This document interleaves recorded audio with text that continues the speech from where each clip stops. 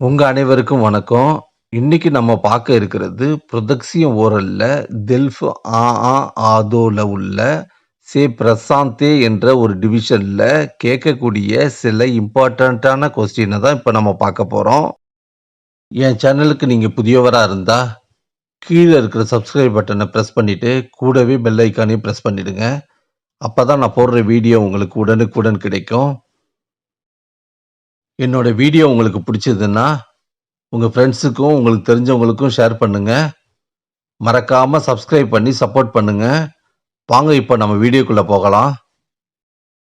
இது தெல்ஃப் ஆ ஆ ஆதோல உள்ள புரொதக்சியம் ஓரல்ல சே பிரசாந்தேல உள்ள சில இம்பார்ட்டன்ட்டான கொஸ்டின தான் இப்ப நம்ம பார்க்க போறோம். ஏற்கனவே நான் சே பிரசாந்தே என்ற தலைப்புல நான் ஒரு வீடியோ போட்டிருக்கேன். அதோடைய நம்பர் 62.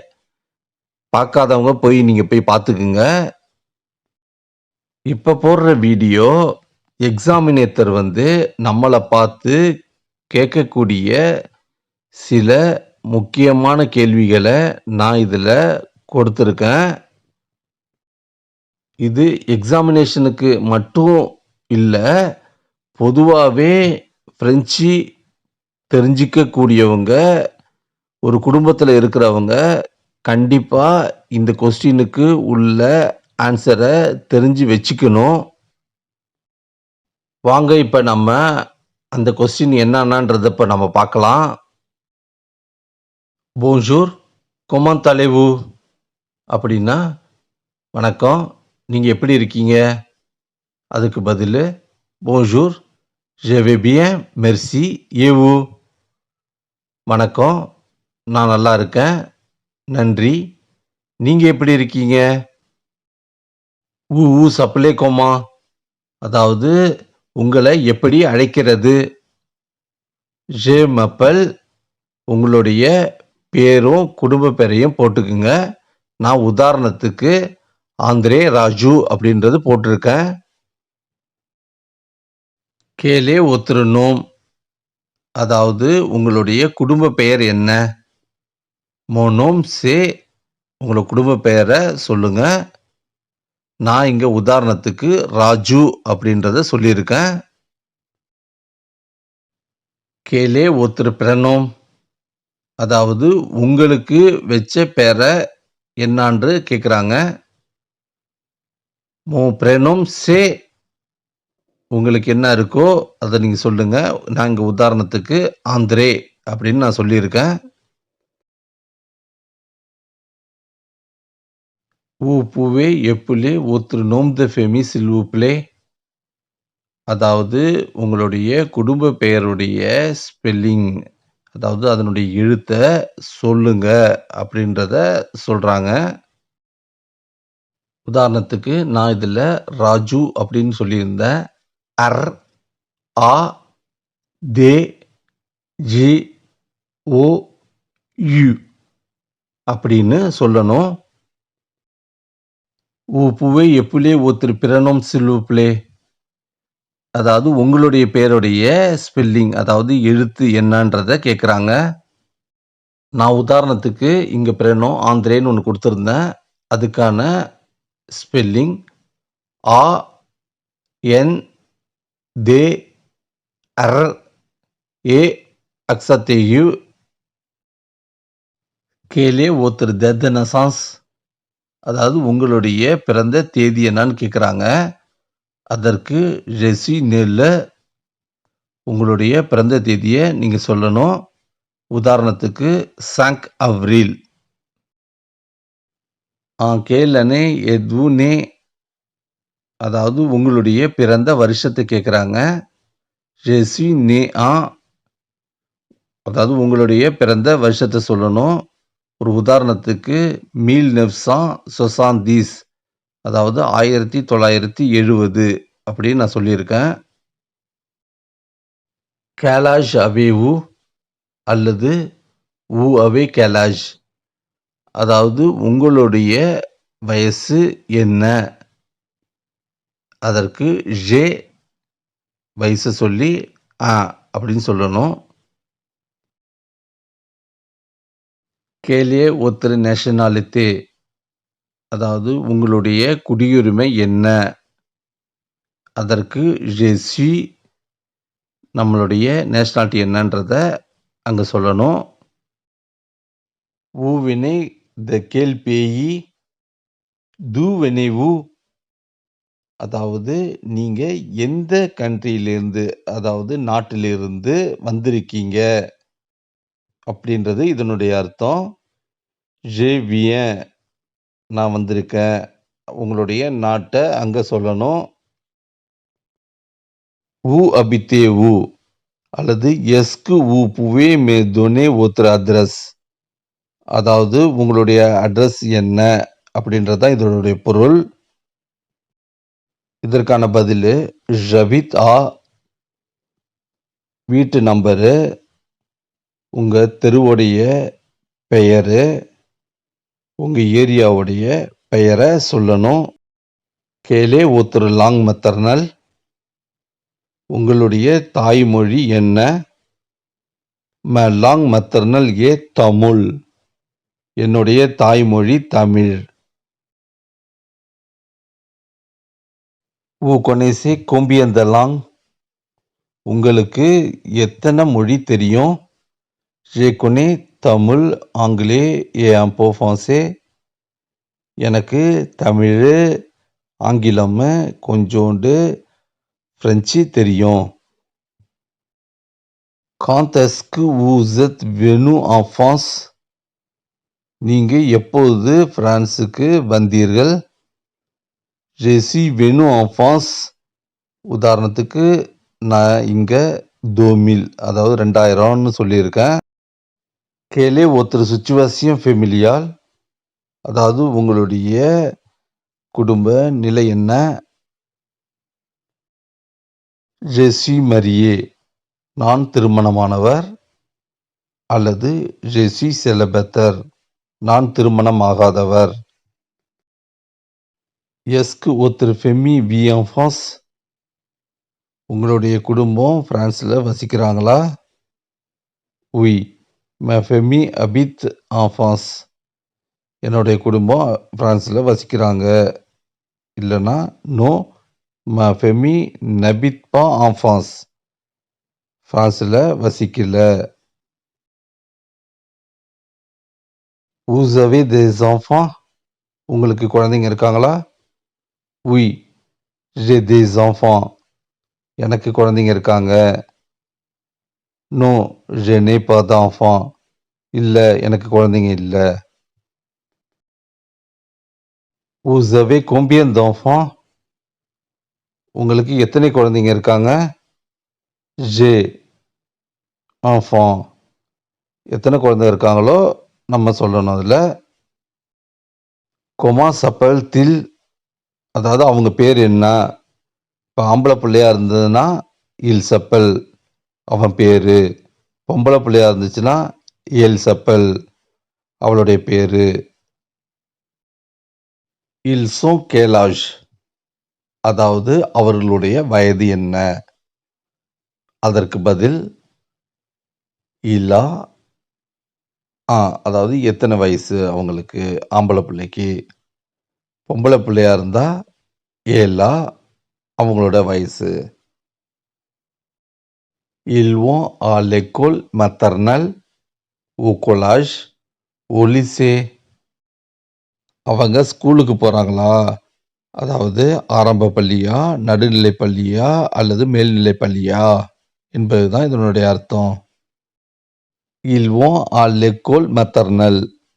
அதாவது அவர்கள் ஆரம்ப பள்ளிக்கு செல்கிறார்கள் அப்படின்றத நான் ஒரு எக்ஸாம்பிளுக்கு சொல்லியிருக்கேன். Ils sont en quelle classe? அதாவது அவங்க என்ன கிளாஸ் படிக்கிறாங்க? அதுக்கு ஆம்பளை பிள்ளையா இருந்தா இல்லையே சொல்லி அவங்க படிக்கிற கிளாஸை சொல்லணும்.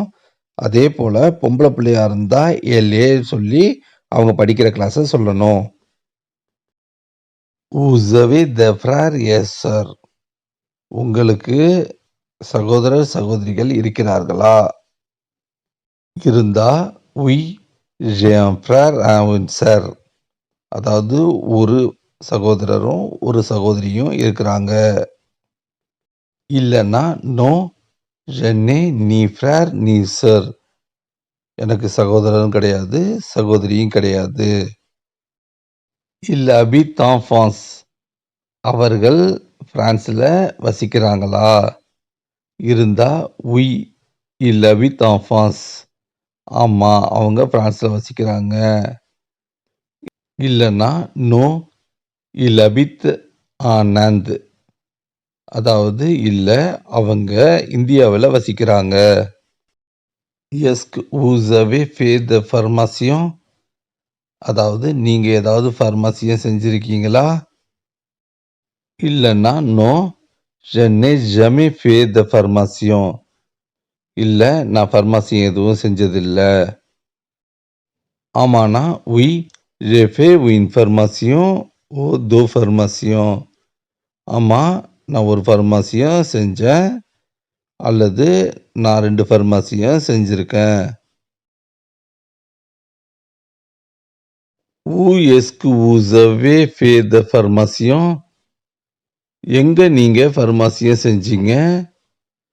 அதற்கான பதில், j'ai fini une formation linguistique niveau A1.1 avec l'OFI au centre de formation Nom de centre à lieu de centre pendant 3 mois.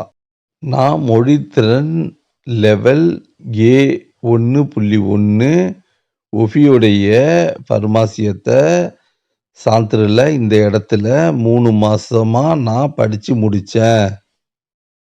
Est-ce que vous avez fait de formation dans votre pays?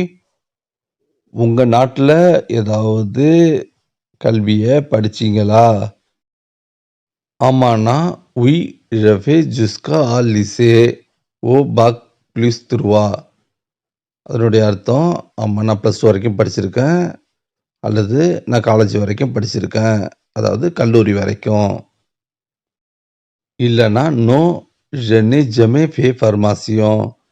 நான் எந்த கல்வியும் படிச்சதில்லை. Vous êtes allé à l'école combien d'années dans votre pays? நீங்க ஸ்கூலுக்கு எத்தனை வருஷம் போய் படிச்சிருக்கீங்க உங்க நாட்டுல? ஒரு +2 படிக்கிறவங்க 18 வயசு வரைக்கும் போய் படிப்பாங்க. அததான் j'ai étudié jusqu'à 18 ans. பெரும்பாலானவர்கள் யுனிவர்சிட்டில போயிட்டு 3 வருஷம் கல்லூரி படிச்சிருப்பாங்க. அவங்க j'ai étudié 3 ans à l'université. Est-ce qu'il y a des écoles près de chez vous? அதாவது பிரான்ஸ்ல உங்க வீட்டுக்கு பக்கத்துல ஸ்கூல் இருக்கா? இதற்கு ஒரே பதில், oui, il y a beaucoup d'écoles. ஆமா, நிறைய பள்ளிகள் இருக்கு.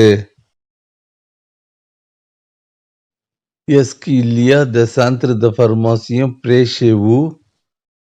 கற்பிக்கிற இடம் உங்க வீட்டுக்கு பக்கத்துல இருக்குதா அப்படின்றது இதனுடைய அர்த்தம். அதற்கு oui, il y a beaucoup de centres de formation. ஆமா, நிறைய இருக்கு. Vous avez utilisé quel transport pour venir ici? அதாவது நீங்க எந்த வகையான போக்குவரத்தை பயன்படுத்தி இங்க வந்தீங்க? அதற்கு je suis venu ici en bus. அதாவது நான் பஸ்ஸை பயன்படுத்தி இங்க வந்தேன். Quel est votre loisir préféré? அதாவது உங்களுடைய பொழுதுபோக்கு என்ன? அதற்கு j'aime jouer au cricket.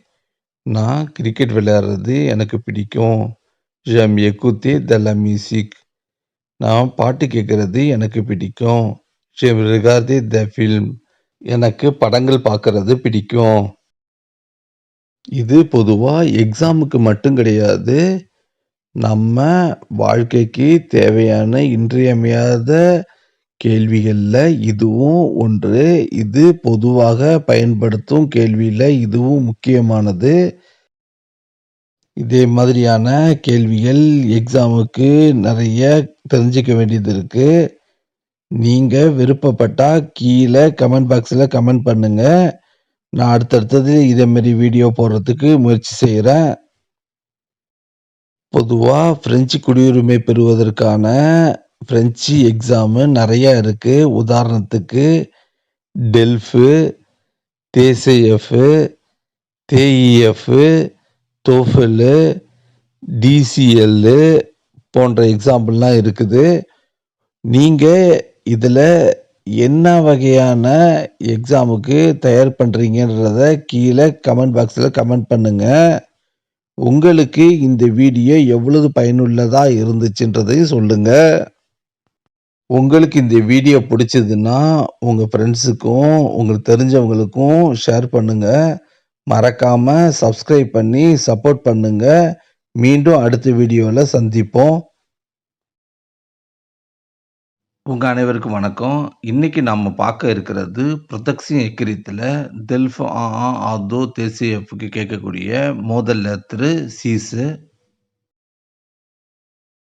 நீங்க யாராவது என் சேனலுக்கு புதியவரா இருந்தா, கீழ இருக்கிற சப்ஸ்கிரைப் பட்டன பிரஸ் பண்ணிட்டு, கூடவே பெல் ஐகானையும் பிரஸ் பண்ணிடுங்க. அப்பதான் நான் போடுற வீடியோ உங்களுக்கு உடனுக்குடன் கிடைக்கும். வாங்க இப்ப நம்ம வீடியோக்குள்ள போகலாம். இன்னைக்கு பார்க்கக்கூடிய லெட்டருக்கான கேள்விக்கான பதில எப்படி எழுதுறதுன்றத நம்ம பார்க்கலாம். உங்கள்ட்ட ஏற்கனவே சொன்னது போல, ஒரு கடிதமானது 2 வகையாக பிரிக்கப்படுகிறது. அதுல 1 ஃபார்மலு, இன்னொன்னு ஆம்ஃபார்மலு. இன்னைக்கு பார்க்கக்கூடிய கடிதம் வந்து ஃபார்மலா, ஆம்ஃபார்மலா எப்படி எந்த வார்த்தைய சுஜேவா நம்ம பயன்படுத்தணுன்றதெல்லாம் நம்ம இன்னைக்கு பார்க்க போறோம். சுஜே Vous allez organiser un pique-nique la semaine prochaine et vous écrivez une lettre à vos amis qu'il faut apporter de la nourriture et des jeux de société. நீங்க அடுத்த வாரம் ஒரு பிக்னிக்க ஏற்பாடு செய்ய போறீங்க. நீங்க உங்களுடைய நண்பர்களுக்கு ஒரு கடிதம் எழுதுறீங்க. அந்த கடிதத்துல நீங்க சாப்பாட எடுத்துட்டு வர சொல்லியும், மேலும் விளையாடு சம்பந்தமாகவும் அந்த லெட்டர்ல குறிப்பிட போறீங்க. இப்ப நாம இந்த லெட்டருக்கு தான் பதில எழுதப் போறோம். முதல்ல இந்த லெட்டரு ஃபார்மலா, ஆம்ஃபார்மலா அப்படி நம்ம பார்க்கணும். இந்த லெட்டரு ஆம்ஃபார்மலு, அதுக்கு அடுத்தபடியா அமி என்ற வார்த்தையை பயன்படுத்துறதுனால, இது நம்மளுடைய நண்பர்களுக்கு எழுதக்கூடிய கடிதம்ன்றதுனால, இது வந்து ஆம்ஃபார்மல் லெட்டர்ல வரும். நான் உங்கட்ட ஏற்கனவே சொல்லியிருக்கேன். ஆம்ஃபார்மல் லெட்டர்ல நாம என்ற வார்த்தைய பயன்படுத்துற மாதிரி இருக்காதுன்னு சொல்லியிருக்கேன். ஆனா, இந்த லெட்டரு அதற்கு ஒரு விதிவிலக்கு. காரணம் என்னான்னா, நாம ஒரே ஒரு ஆளுக்கு நாம லெட்டர் எழுதுற மாதிரி இருந்துச்சுன்னா, அப்ப நம்ம பயன்படுத்தக்கூடாது. இதுல நாம நெறைய பேருக்கு நாம லெட்டர வந்து எழுதுற மாதிரி இருக்கிறதுனால, அந்த வார்த்தை ப்ளூரியலா இருக்கிறதுனால, நாம இதுல என்ற வார்த்தைய தான் பயன்படுத்தி ஆகணும். இந்த கேள்வியில இன்னொன்னு நம்ம பார்க்க வேண்டியது என்னன்னா, இந்த கேள்விக்கான பதிலு எந்த காலத்துல எழுதப்படணுன்றது, இது ஃபியூச்சர் டென்ஸ்ல சொல்லக்கூடிய பதிலாக தான் நாம இந்த லெட்டர எழுதணும். வாங்க இப்ப நாம அந்த கேள்விக்கான பதில எப்படி எழுதுறதுன்றத நம்ம இப்ப பார்க்கலாம்.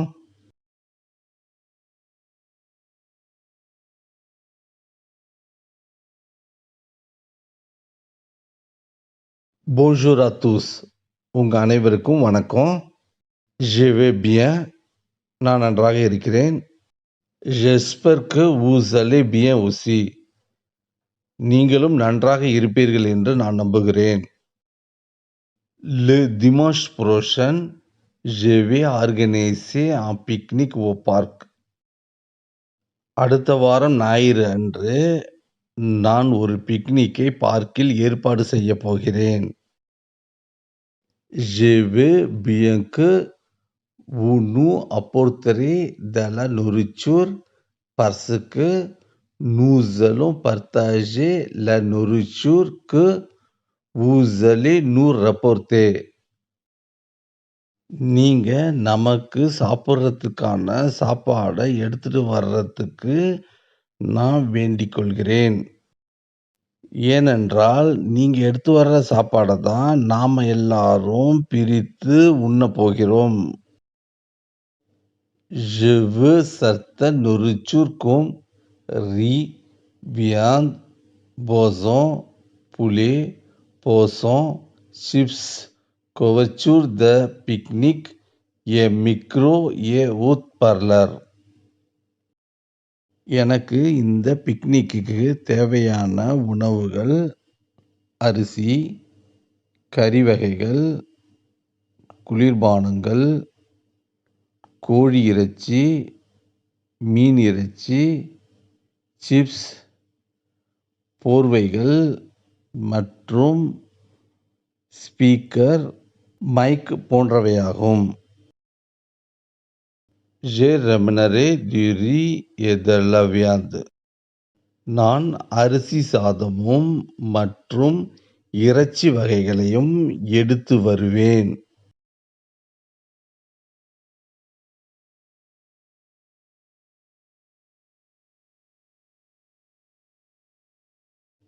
Si vous me dites ce que vous allez apporter, நீங்க என்னென்ன எடுத்துட்டு வாரீங்கன்னு என்கிட்ட சொன்னா, je organiserai le pique-nique comme prévu. நான் எப்படி எதிர்பார்த்தனோ அதே மாதிரி ஏற்பாடு செய்யலாம். Soyez prêts pour bien jouer. நீங்கள் நன்றாக விளையாடுவதற்கு தயார் நிலையில் இருங்கள். Après avoir fini de jouer, nous mangerons ce que vous nous apporterez. விளையாட்டெல்லாம் முடிஞ்ச பிறகு, நீங்க நமக்கு எடுத்து வர்ற சாப்பாட நாம சாப்பிடுவோம். Écris-moi vite qui participe la pique-nique. யாரெல்லாம் பிக்னிக்கு கலந்துக்கிறீங்கன்னு சொல்லிட்டு எனக்கு சீக்கிரமா எழுதுங்க. J'attends votre réponse. நான் உங்களுடைய பதிலுக்காக காத்திருக்கிறேன். Cordialement கணபதி. இப்படிக்கு கணபதி. இத நான் பொறுமையா படிக்கிறதுனால ப்ரொனன்சியேஷன் கொஞ்சம் வேரியேஷன் ஆகலாம். இப்ப நாம ஒட்டுமொத்தமா படிக்கிறதுனால அத நம்ம ஈஸியா தெரிஞ்சுக்கலாம். வாங்க இப்ப நம்ம பார்க்கலாம் அது எப்படி படிக்கிறதுன்றத.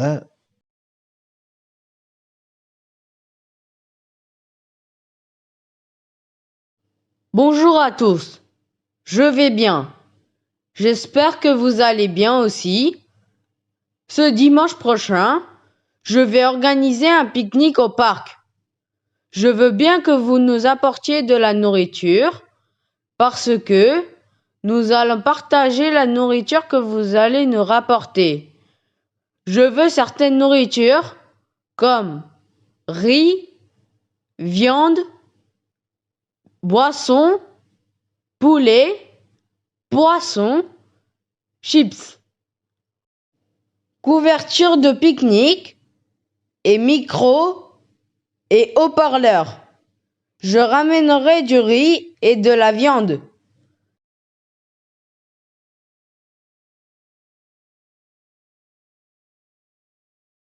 Si vous me dites ce que vous allez rapporter, j'organiserai la pique-nique comme prévu.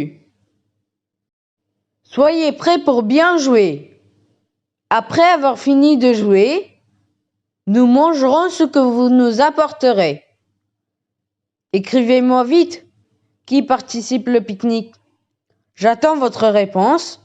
Cordialement, Ganabadi. உங்களுக்கு இந்த வீடியோ பிடிக்கும்னு நான் நம்புறேன்.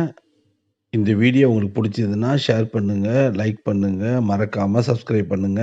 மீண்டும் அடுத்த வீடியோல சந்திப்போம்.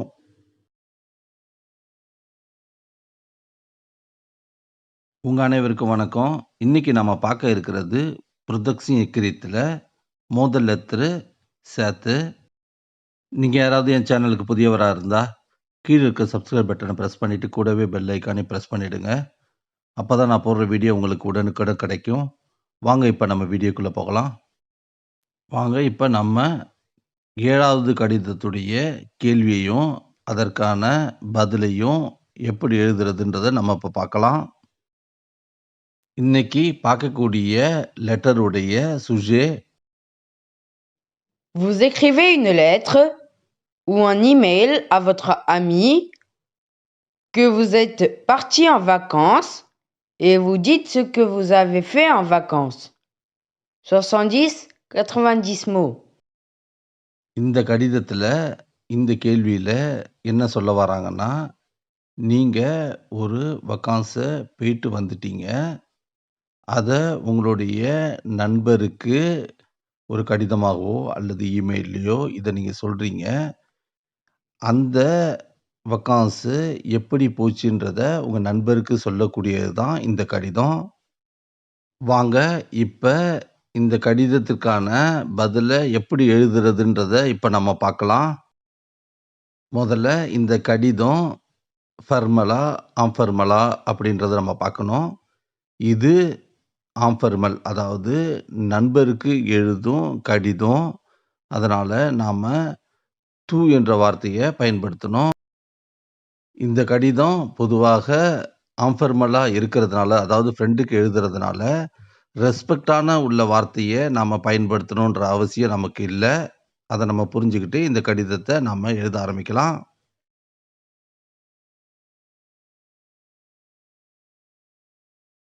Salut ராம். வணக்கம் Ram. Je vais bien. J'espère que tu vas bien ainsi que ta famille. நான் நன்றாக இருக்கிறேன். நீ மற்றும் உனது குடும்பமும் நன்றாக இருக்கும் என்று நான் நம்புகிறேன். La semaine dernière, je suis parti à Londres avec ma famille. நான் எனது குடும்பத்துடன் கடந்த வாரம் லண்டன் சென்றேன். D'abord, je suis allé chez ma tante parce que je n'ai pas vu ma tante pendant 2 ans à cause de Covid. முதல்ல நான் எங்க அத்தை வீட்டுக்கு போனேன்.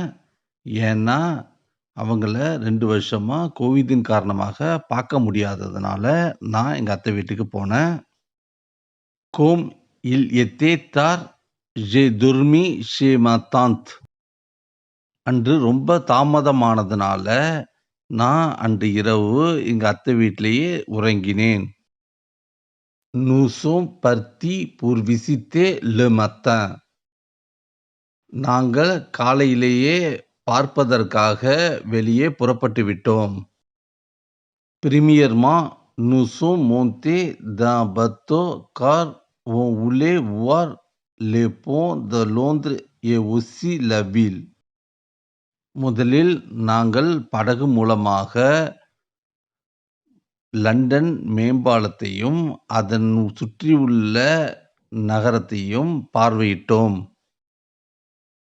C'était magnifique. இது ரொம்ப அழகாக இருந்தது. Ensuite, la nuit, nous sommes partis loin de Londres et nous sommes montés pour voir la cité de Londres. மேலும் அன்று இரவு நாங்க லண்டன் ஐ என்று சொல்லக்கூடிய ராட்டினத்துக்கு சென்றோம். அந்த ராட்டினத்திலிருந்து லண்டனுடைய நகரத்தினுடைய அழக நாங்க பார்த்து ரசித்தோம். C'était très beau. அது மிகவும் அழகாக இருந்தது. Comme nous étions fatigués, nous sommes allés dans un hôtel. நாங்க ரொம்ப சோர்வாக இருந்ததுனால, அன்று உடனடியாக நாங்க ஹோட்டலுக்கு சென்றோம்.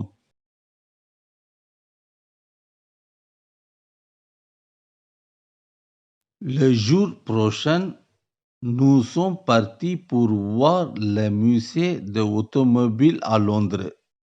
அடுத்த நாள் காலையில நாங்க லண்டன்ல உள்ள வாகன அருங்காட்சியகத்திற்கு சென்றோம்.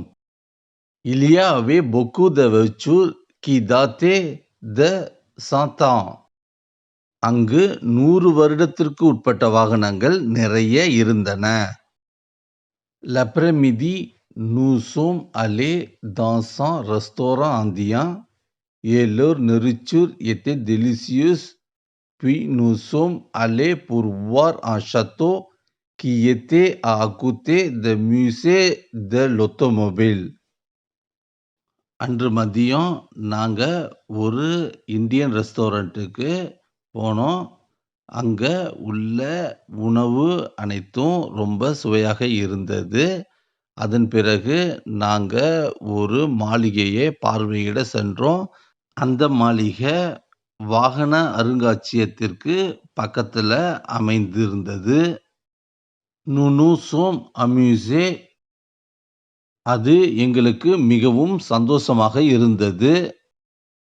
Puis nous sommes partis chez nous.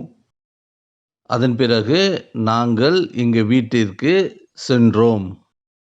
Quand je me souviens de ça, j'ai envie de repartir. எப்பெல்லாம் நான் அது ஞாபகம் வருதோ, அப்பெல்லாம் அங்க திரும்பி போகணுன்ற எண்ணம் எனக்கு வந்துகிட்டே இருக்கு. Prends soin de toi. நீ உடம்பை நன்றாக பார்த்துக்கொள். Je t'embrasse, Manikandam. அன்பு முத்தங்கள், மணிகண்டன். இப்ப நாம இதன முழுமையாக படிக்கும் பொழுது ப்ரொனன்சியேஷன் வந்து மிகவும் நன்றாக இருக்கும். அதனால இன்னொரு தடவை ஃபுல்லா இப்ப நம்ம பார்க்கலாம். Salut Ram, je vais bien. J'espère que tu vas bien ainsi que ta famille. La semaine dernière, je suis partie à Londres avec ma famille. D'abord, je suis allée chez ma tante parce que je n'ai pas vu ma tante depuis 2 ans à cause de Covid. Comme il était tard, j'ai dormi chez ma tante. Nous sommes partis pour visiter le matin. Premièrement, nous sommes montés dans un bateau car on voulait voir le pont de Londres et aussi la ville. C'était magnifique. Ensuite, la nuit, nous sommes partis l'œil de Londres et nous sommes montés pour voir le cité de Londres. C'était très beau. Comme nous étions fatigués, nous sommes allés dans un hôtel.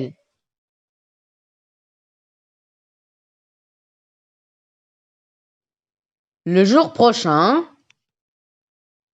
nous sommes partis pour voir le musée de l'automobile à Londres.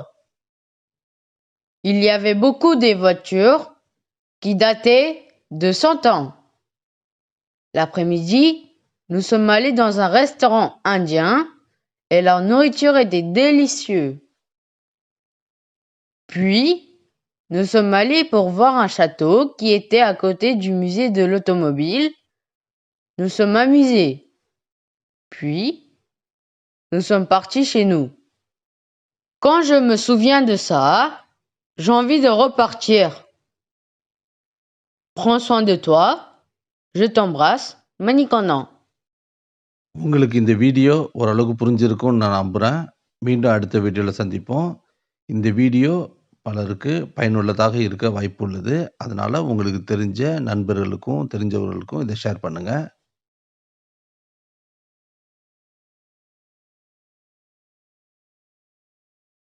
உங்க அனைவருக்கும் வணக்கம். இன்னைக்கு நாம பார்க்க இருக்கிறது புரொதக்சியம் எக்கிரியத்துல மோதல் லெத்தரு உயித்து. நீங்க யாராவது என் சேனலுக்கு புதியவரா இருந்தா கீழ இருக்க சப்ஸ்கிரைப் பட்டன் பிரஸ் பண்ணிட்டு கூடவே பெல் ஐகானை பிரஸ் பண்ணிடுங்க. அப்பதான் நான் போடுற வீடியோ உங்களுக்கு உடனுக்குடன் கிடைக்கும்.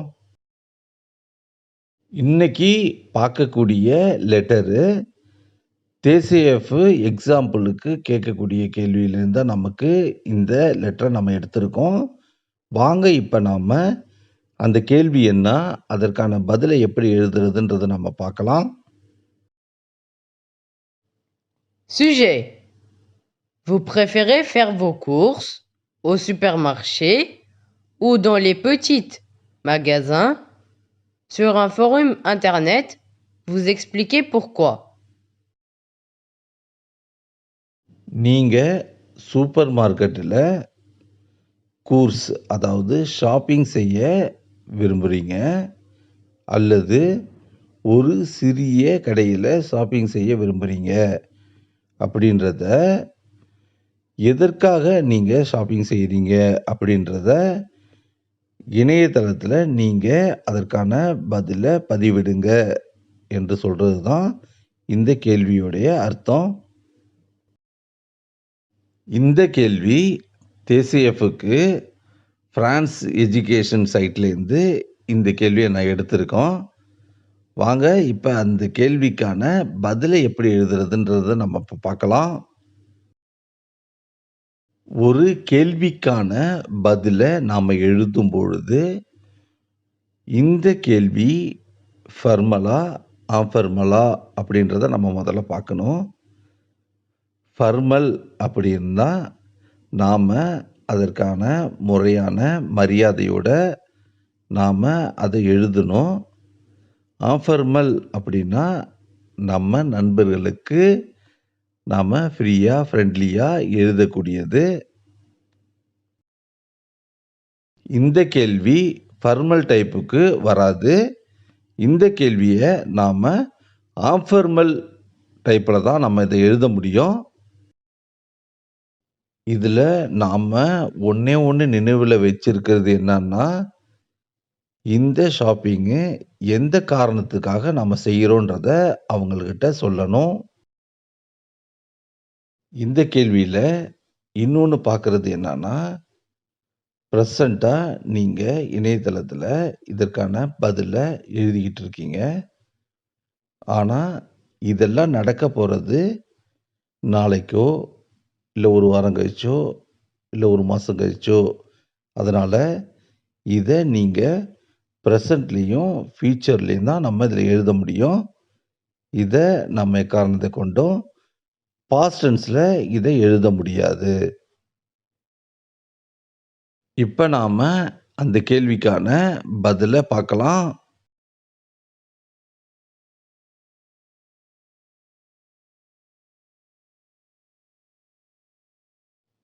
Bonjour. Pour Noël, je vais aller au supermarché pour faire mes courses. வணக்கம். கிறிஸ்மஸுக்காக நான் சூப்பர் மார்க்கெட்டுக்கு என்னுடைய ஷாப்பிங்க செய்ய போவேன். C'est le premier Noël que je vais fêter en France. Alors, j'ai beaucoup de choses à acheter. பிரான்சில் நான் கொண்டாடப் போகும் முதல் கிறிஸ்மஸ் பண்டிகை. அதனால் நான் வாங்க வேண்டிய பொருட்கள் நிறைய உள்ளன. Le matin, je vais aller au supermarché vers 10 heures. காலை 10 மணிக்கு சூப்பர் மார்க்கெட்டுக்கு செல்வேன். Tout d'abord, je vais choisir des cadeaux pour ma femme et mes enfants parce que sans cadeau, ça ne sera pas la fête de Noël. முதல்ல நான் தேர்ந்தெடுக்கிறது என் மனைவிக்கும், என் பசங்களுக்கும் பரிசு பொருட்களை தான். ஏனன்னா, கிறிஸ்மஸ்ல பரிசு பொருட்கள் இல்லாம அது ஒரு முழுமை அடையாது. Puis, j'achèterai des chocolats et des cookies pour mes enfants. அதன் பிறகு நான் சாக்லேட்டுகளையும், பிஸ்கட்டுகளையும் எனது பசங்களுக்காக வாங்குவேன். Comme nous n'avons pas de sapin de Noël, alors je dois acheter un sapin de Noël et des décorations aussi. எங்களிடம் கிறிஸ்மஸ் மரம் இல்லாததால், அதனால நாங்க கிறிஸ்மஸ் மரத்த வாங்குறது, அதோட இல்லாம அதற்கு தேவையான அலங்கார பொருள்களையும் வாங்குவேன்.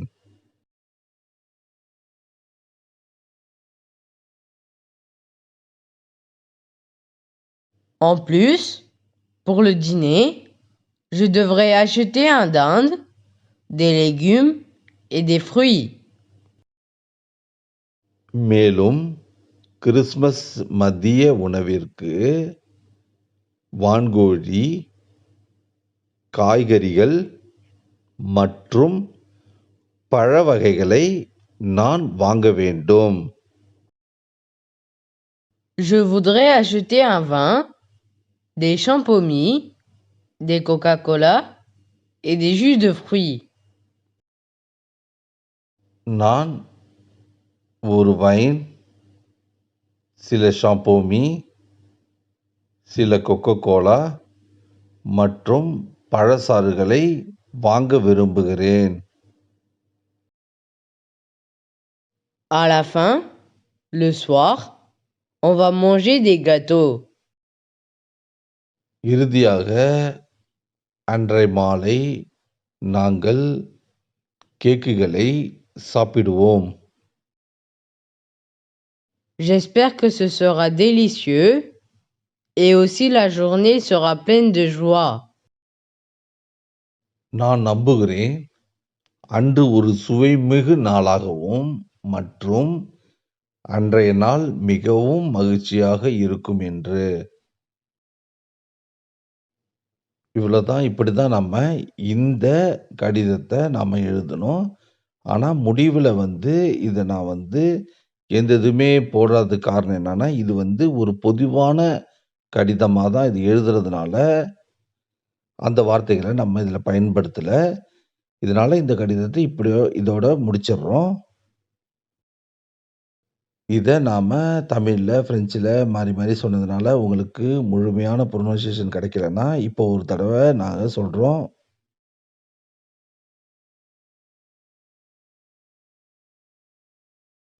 Bonjour. Pour Noël, je vais aller au supermarché pour faire mes courses. C'est le premier Noël que je vais fêter en France. Alors, j'ai beaucoup de choses à acheter. Le matin, je vais aller au supermarché vers 10 heures. Tout d'abord, je vais choisir des cadeaux pour ma femme et mes enfants. Parce que, sans cadeau, ça ne sera pas le fête de Noël. Puis, j'achèterai des chocolats et des cookies pour mes enfants. Comme nous n'avons pas de sapin de Noël, alors je dois acheter un sapin de Noël et des décorations aussi.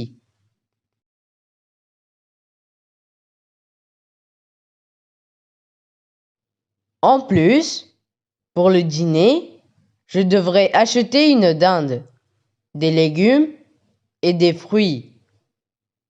Je voudrais acheter un vin, des champomis, des Coca-Cola et des jus de fruits.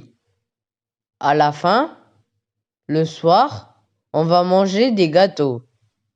J'espère que ce sera délicieux et aussi la journée sera pleine de joie.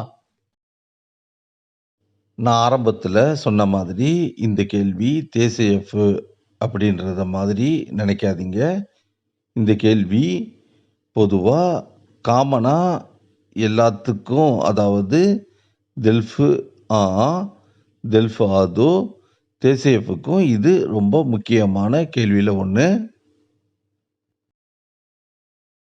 இந்த லெட்டர உங்களுக்கு தெரிஞ்ச நண்பர்கள் மற்றும் உறவினர்களுக்கு, அதாவது எக்ஸாமுக்கு prepare பண்றவங்களுக்கு இத ஷேர் பண்ணுங்க. அவங்களுக்கு இது பயனுள்ளதாக இருக்கும்னு நான் நம்புறேன். இந்த வீடியோ உங்களுக்கு பிடிக்கும்னு நான் நம்புறேன். மீண்டும் அடுத்த வீடியோல சந்திப்போம்.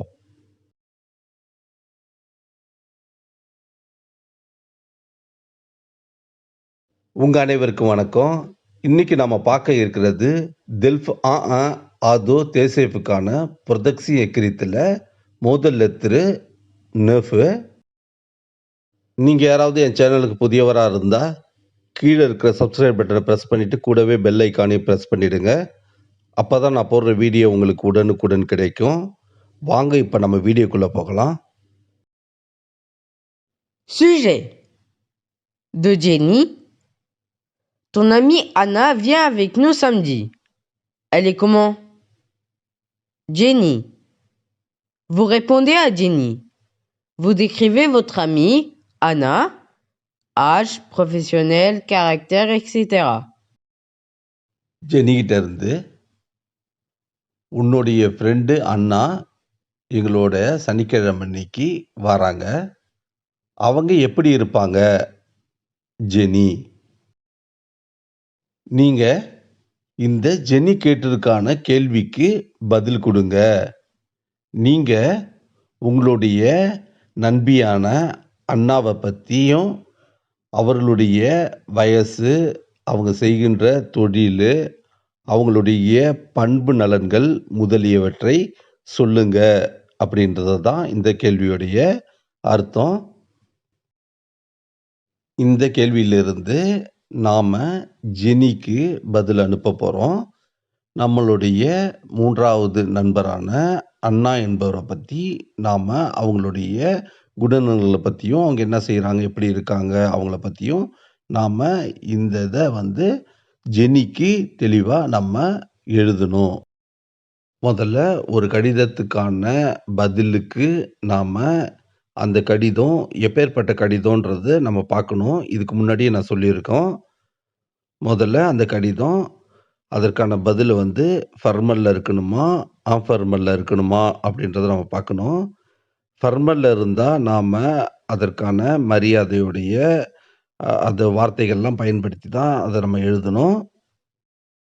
இன்னொன்னு மெத்தடு ஆஃபார்மல், அதாவது அமிக்காலுக்கு எழுதுற மாரி இருந்துச்சுன்னா, அது நம்ம ஃப்ரெண்டுக்கு எழுதுறது. ஜாலியா எழுதுற கடிதம்ன்றதுனால நம்ம வார்த்தைய நம்ம ஃப்ரெண்ட்லியா பயன்படுத்திக்கலாம். இந்த கடிதத்துடைய கேள்வி வந்து நான் டெல்ஃபுடைய எக்ஸாம்பிள்ல இருந்து கேட்டிருக்காங்க. அத தான் உங்களுக்கு நாங்க வந்து சொல்லலான்னு இருக்கோம். வாங்க இப்ப நாம அந்த கேள்விக்கான பதில எப்படி எழுதலான்றத நம்ம இப்ப பார்க்கலாம்.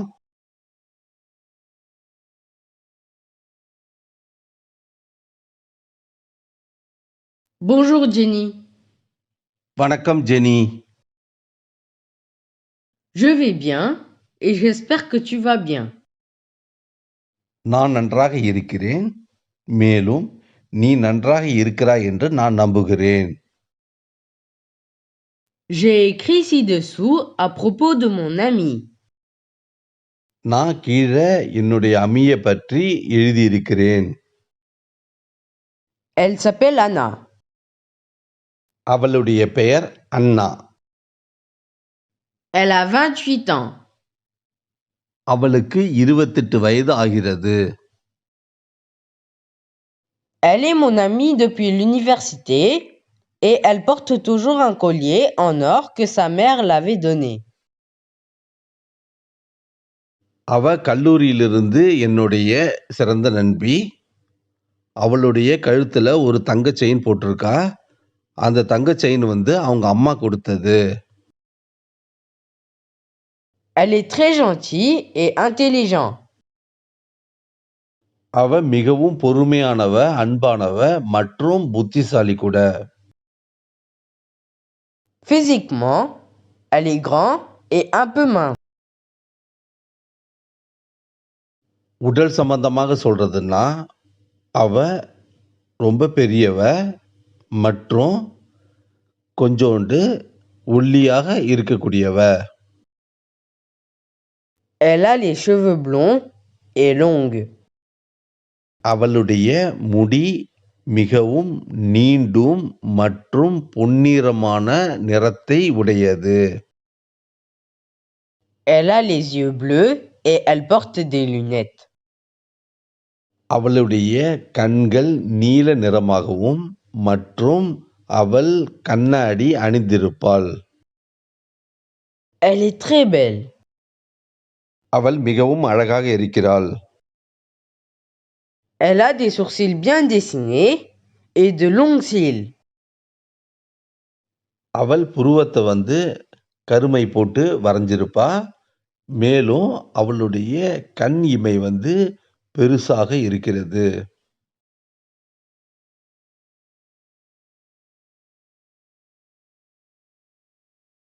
Elle est célibataire et elle cherche un amoureux fait pour lui.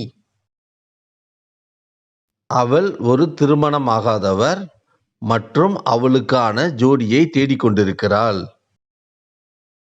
Elle a les lèvres très rouges. அவளுடைய உதடு மிகவும் சிவப்பாக இருக்கும். Elle a le nez gros. அவளுடைய மூக்கு மிகவும் பெரிதாக இருக்கும். Elle est sympa et drôle. அவள் வேடிக்கையானவள் மற்றும் மிகவும் நல்ல மனிதர். Elle habite chez moi et elle aime voyager. அவள் என்னோடு தான் தங்கியிருக்கிறாள் மற்றும் அவளுக்கு சுற்றுலா என்பது மிகவும் பிடிக்கும். Elle est créative, imaginative et aimable.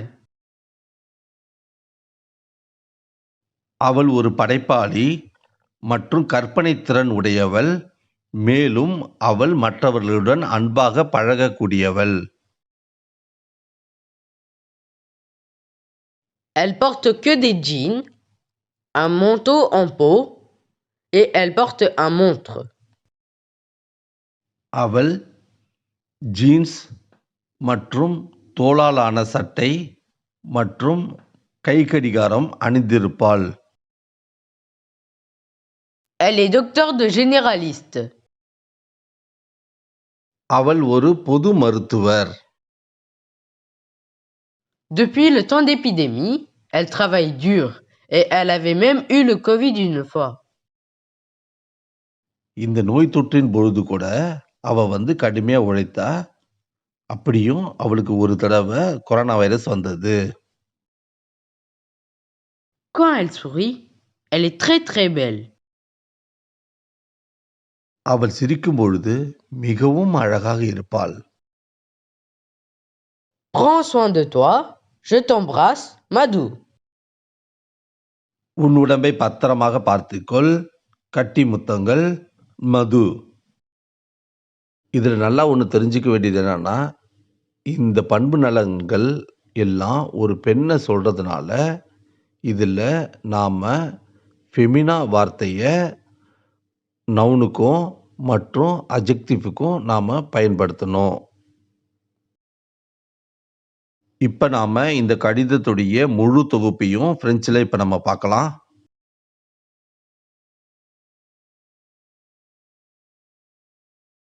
Bonjour Jenny, je vais bien et j'espère que tu vas bien. J'ai écrit ci-dessous à propos de mon amie. Elle s'appelle Anna, elle a 28 ans, elle est mon amie depuis l'université et elle porte toujours un collier en or que sa mère l'avait donné. Elle est très gentille et intelligente.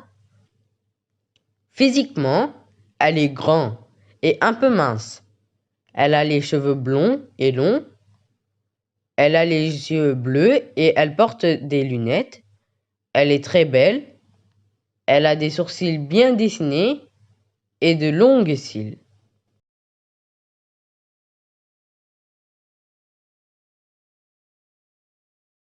Elle est célibataire et elle cherche un amoureux fait pour lui. Elle a les lèvres très rouges. Elle a le nez gros. Elle est sympa et drôle. Elle habite chez moi. Et elle aime voyager. Elle est créative, imaginative et aimable.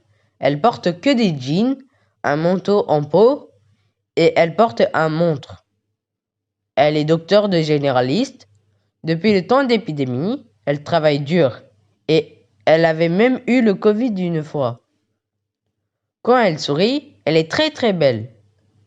Prends soin de toi, je t'embrasse, Madou. உங்களுக்கு இந்த video பிடிச்சிருக்கும், புரிஞ்சிருக்கும் நான் நம்புறோம். உங்களுக்கு தெரிஞ்சவங்களுக்கும் உங்க ஃப்ரெண்ட்ஸுக்கும் இதை ஷேர் பண்ணுங்க. மீண்டும் அடுத்த வீடியோல சந்திப்போம்.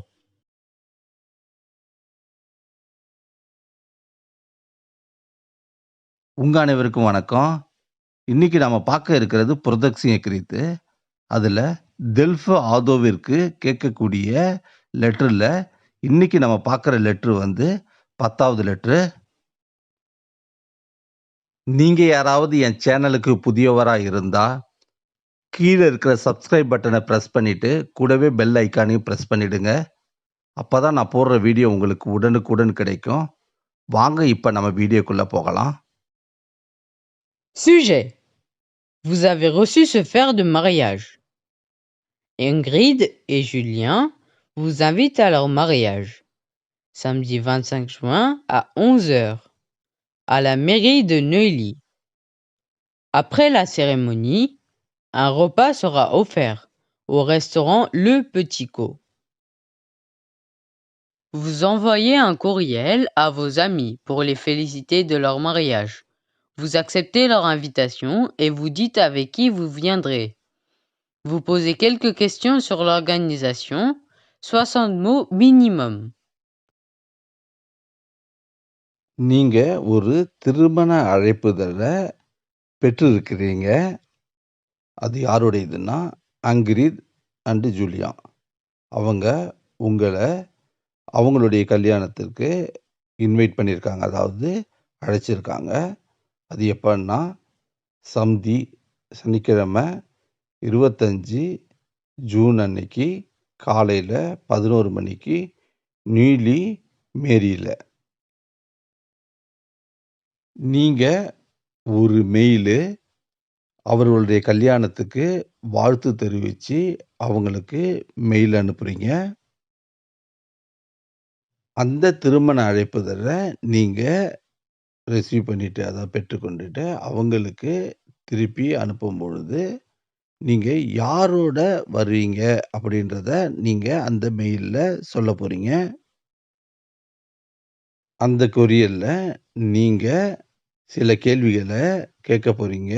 என்னன்னா, திருமண ஏற்பாடு செஞ்சிருக்கிறதுல சில வகையான கேள்விகள நீங்க அந்த இதுல கேட்டு அனுப்பப் போறீங்க. இப்ப நாம அந்த கேள்விக்கான தமிழ் அர்த்தத்த இப்ப நம்ம பார்த்தோம். இப்ப நாம அந்த கேள்விக்கான பதில எப்படி எழுதலான்றத இப்ப நம்ம பார்க்கலாம். முதல்ல இந்த கடிதத்த நம்ம பார்க்கும் பொழுது, இது ஃபார்மலா, ஆன்ஃபார்மலா அப்படின்றத நம்ம முதல்ல பார்க்கணும். இந்த கடிதத்த பொறுத்தவரைக்கும், இது வந்து ஆன்ஃபார்மலு. ஏன்னா, இது வந்து ஒரு ஃப்ரெண்ட்ஸு அதுக்குள்ள எழுத வேண்டிய ஒரு கடிதம். ஃப்ரெண்டுக்கு எழுத வேண்டிய கடிதம்ன்றதுனால, இது வந்து ஆன்ஃபார்மல்ல வரும். ஃபார்மல்ன்றது வந்து ஒரு அலுவலகத்துக்கோ, ஒரு ஆஃபீசர்ஸ்க்கோ அதே மாரி எழுதும்போது தான் நம்ம ஃபார்மல பயன்படுத்துவோம். இதற்கு அடுத்தபடியா நாம பார்க்க வேண்டியது என்னன்னா, ஒரு ஃப்ரெண்டு எத்தன பேருக்கு எழுதுறாங்க அப்படின்றது. ஒரு ஃப்ரெண்டு ஒரு சிங்குலர் ஒரு ஆளுக்கு எழுதுறதா இருந்தா, நாம ஏற்கனவே சொன்ன மாரி "டு" என்ற வார்த்தைய போட்டு தான் எழுதணும். ஆனா, இந்த இடத்துல வந்து 1க்கு மேற்பட்ட புலியர்கள் யூஸ் பண்றதுனால, நாம "உ" என்ற வார்த்தைய பயன்படுத்தலாம். எப்படி நான் இது வந்து புளூரியல்னு சொல்றேன்னா, இதுல 2 பேரு ஜூலியா, ஆங்கிரி 2 பேருக்குமே இந்த மெயில அவங்க ஃபார்வர்ட் பண்றதுனால, ஒரே டைம்ல அவங்க படிக்கிறதுனால, இது வந்து ஒரு புளூரியலுக்கான ஒரு லெட்டர் இது. மேலும் இந்த கொஸ்டின்ல சில கேள்விகள கேட்டிருக்காங்க. இந்த இன்விடேஷனுக்கு நீங்க அக்செப்ட் பண்ணணும். அதனால இதனுடைய பதில் வந்து ஃபர்ஸ்ட்டு நீங்க அக்செப்ட் பண்ற மாரி பதில தர்ற மாரி இருக்கும். அதோட மட்டும் இல்லாம, நீங்க யாரோடலாம் வந்து இந்த கல்யாணத்துக்கு போய் அட்டெண்ட் பண்றீங்க அப்படின்றது 2வது கொஸ்டின் கேட்டிருக்காங்க. 3வது இந்த திருமண ஏற்பாடு செய்திருக்கிறதனுடைய சில கேள்விகள நீங்க முன்வைக்கிற மாதிரி இருக்கும். இந்த 3யும் வச்சு தான் நீங்க வந்து இந்த லெட்டர எழுதணும். இந்த கேள்வி டெல்ஃப் ஆதோவுக்கு ஒரு எக்ஸாம்பிள்ல கேட்ட கேள்வி. இந்த சைட் வந்து பிரான்ஸ் எஜுகேஷனல் இன்டர்நேஷனல் சைட்லேருந்து இந்த கொஸ்டின எடுத்து நான் உங்களுக்கு சொல்லியிருக்கேன். இது டெல்ஃப் ஆலையும் கேட்கலாம். டெல்ஃப் ஆதோலையும் கேட்கலாம். டெல்ஃப் பேயாலையும் கேட்கலாம். ஆனா, கேட்கக்கூடிய இடம். அதாவது தெல்ஃபு ஆதோல கேட்டா 60 மோ எழுதணும். தெல்ஃபு ஆல கேட்டா மினிமம் 40 மோ எழுதணும். அதேபோல தெல்ஃபு பேஆல கேட்டா 160 மோ மினிமம் எழுதணும். நம்மளுக்கு கேள்வி முக்கியம் கிடையாது. நம்ம எழுதுற மோ தான் முக்கியம். அதனால நீங்க முடிஞ்ச அளவுக்கு ஒரு கடிதத்தை எழுதி பாஸ் ஆகணும்னு நீங்க நினைச்சீங்கன்னா, வொக்காபுலர நல்லா நம்ம தெரிஞ்சிருக்கணும். அப்பதான் நம்மளால கடிதத்த ஈஸியா கம்ப்ளீட் பண்ண முடியும். அதோட மட்டும் இல்லாம, நாம இலக்கணமும் நல்லா தெரிஞ்சு வச்சிருக்கணும். இப்ப நீங்க இந்த கொஸ்டின தெளிவா புரிஞ்சிருப்பீங்கன்னு நான் நம்புறேன். வாங்க இப்ப நம்ம அதற்கான பதில எழுதுவோம்.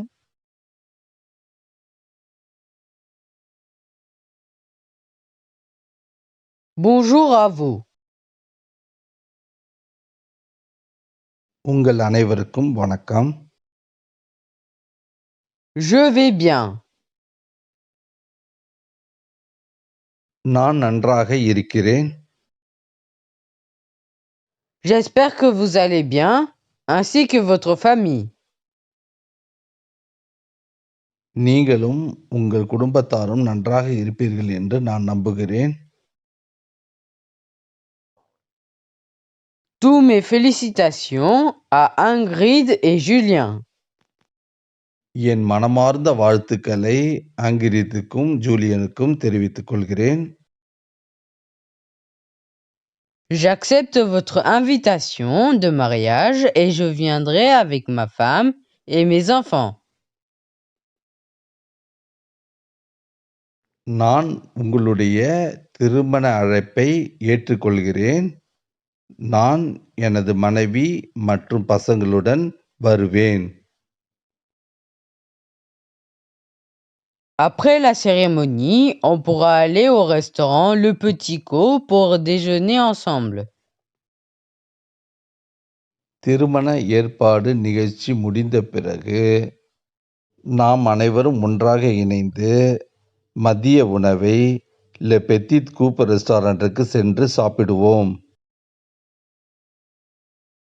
Je voudrais savoir comment se passera la soirée.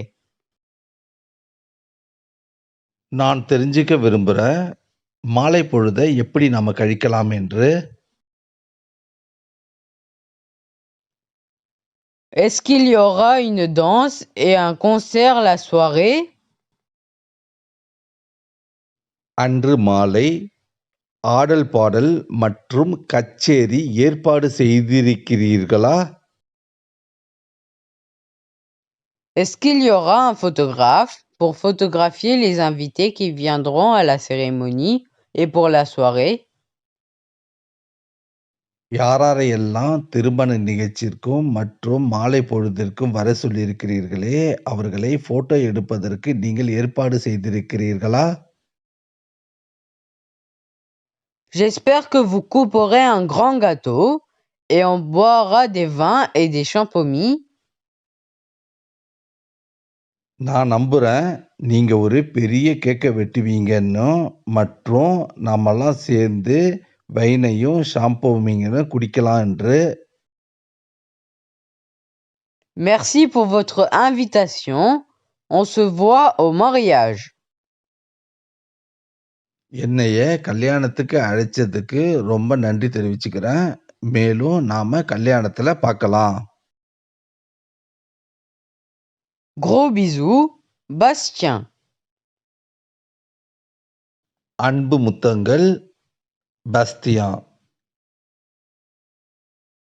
இதிலிருந்து இந்த கடிதத்துடைய கேள்விக்கான பதிலை எப்படி எழுதணும்ன்றது உங்களுக்கு தெரிஞ்சிருக்கும். மீண்டும் அடுத்த வீடியோல சந்திப்போம்.